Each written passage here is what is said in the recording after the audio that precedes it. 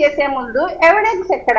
Evidence లేకుండా, proof లేకుండా మీరు అవినీతి మయమైపోయింది అమరావతి అని ఒక తప్పుడు సంకేతాన్ని ప్రజల్లోకి తీసుకెళ్లడం ద్వారా రేపొద్దున ప్రజల్లో ఇప్పుడు జరుగుతున్నటువంటి అంటే వైసీపీ గతంలో చేసినటువంటి అనేక పనుల గురించి చూడొచ్చు. వాళ్ళకు ప్రతిదీ కూడా మనం వాళ్ళు మాట్లాడినప్పుడు కూడా ఒకటే మాట చెప్తారు, మేము ఖర్చు చేసాం.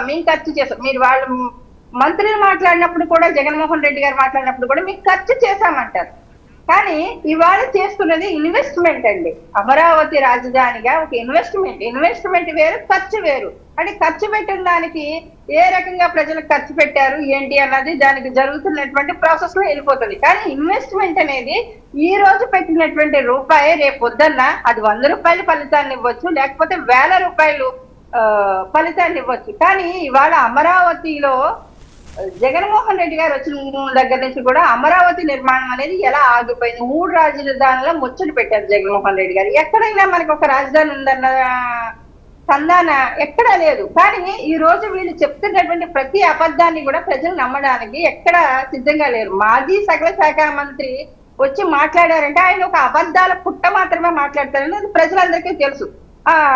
గతంలో కూడా చూసాం, ఇదే సకల శాఖ మంత్రి మళ్ళీ హైదరాబాద్ రాజధాని 3 రాజధాని ముచ్చట తిప్పారు. తర్వాత హైదరాబాదే రాజధానిగా ఉండొచ్చని మళ్ళీ లాస్ట్ లో మాట్లాడినటువంటి మాటలు, వీళ్ళ మాటలు ఇవాళ అమరావతి అవినీతమైపోయింది అని చెప్తున్నారు మేడం.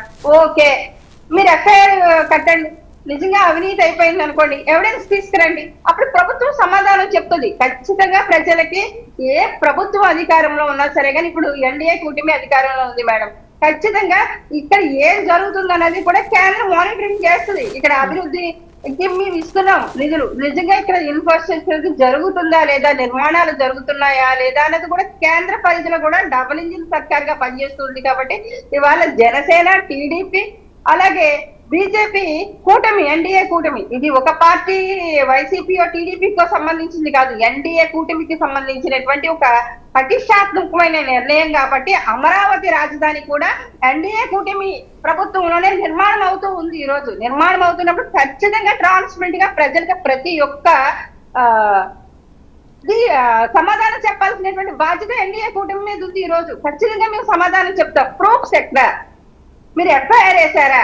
ఎవిడెన్స్ లేకుండా మీరు అవినీతి అని మాట్లాడితే ఎక్కడ కోర్టులో కేసులు నిలిచాయా? మీరు ఏమన్నా వేసినా కానీ అంటే ఇక్కడ అవినీతి లేకుండా అభివృద్ధి దిశగా కూటమి ప్రభుత్వం దూసుకు వెళ్తుంది అన్నది క్లియర్ గా ప్రజలకు అర్థమవుతూ ఉన్నప్పుడు వైసీపీ వాళ్ళు చేసేటువంటి ఆరోపణలకైతే మేము సమాధానం చెప్పాల్సినటువంటి అవసరం లేదంటే వైసీపీ పార్టీకి మేము అవసరం లేదు మేడం, మేము సమాధానం చెప్పాల్సినటువంటి అవసరం లేదు.